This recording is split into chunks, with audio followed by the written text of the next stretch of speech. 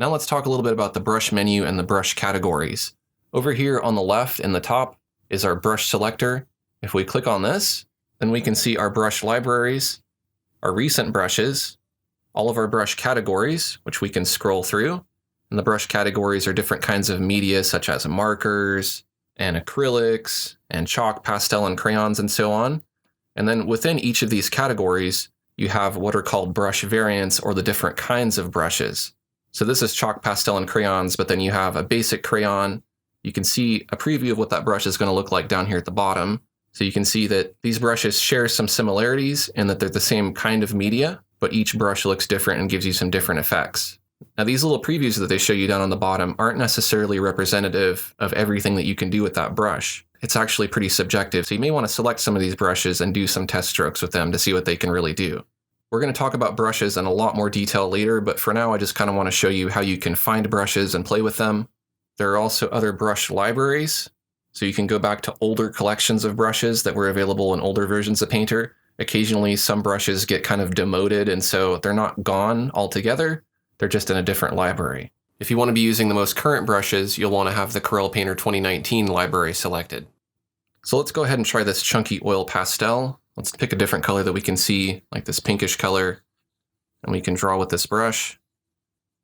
If we compare that to another brush, or another variant that's in that same category, let's try basic crayons, and you can see it looks a lot different. This actually kind of tints the layers underneath, whereas the other one is opaque and covers it up. Now what's important is that you keep in mind that you're working digitally, so this is not literally crayon. It's just something that gives you kind of a crayon effect when you're drawing. So don't feel like you can't draw with crayon on top of oil or on top of watercolor or something like that. You can mix media together as much as you want. These brushes are just giving the look or the effect that you want, but there are very few limitations on how you can use them and combine them. Another thing I'll mention is don't feel like you have to do just a watercolor painting or just an oil painting or just an acrylic painting. If that's your goal and you want to do that, that's fine. But for me personally, I just use the right tool for the job and I kind of ignore the different media for the most part. I don't care if it's an acrylic brush. I think about it more like, for example, this might be a brush that's good for creating leaves on trees. Or maybe this is a brush that works really well for creating distant water. So the category of brushes and the media that it's simulating are not necessarily limitations on what you can create. I recommend that you spend some time experimenting with these brushes. This will give you a really good idea of what Corel Painter can do.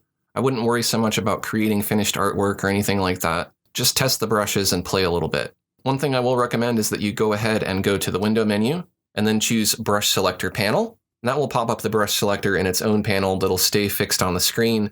Then you can really quickly go through here and select different brushes, and then you can experiment to see what they'll do. Now, some brushes are only blenders, they don't add paint. So for instance, I selected this Artist Oils dry palette knife. If I paint with that on a blank area of the canvas, it's not going to do anything. It will only work if I'm painting on top of paint that's already on the canvas. So if your brush doesn't seem like it's working, it may be a blender. There are a lot of specialty brushes, which we're going to have to look at a little bit later, such as the audio expression brushes, image hose nozzles, and cloners, and pattern pens, and watercolor, and things like that. So if you're getting stuck experimenting with those, don't worry because we'll be discussing some of those a little bit later. You can also look up here at the top, and once you've selected a few brushes, it'll show you your last 8 recently used brushes, so that's a good way to find a brush if you couldn't remember what it was.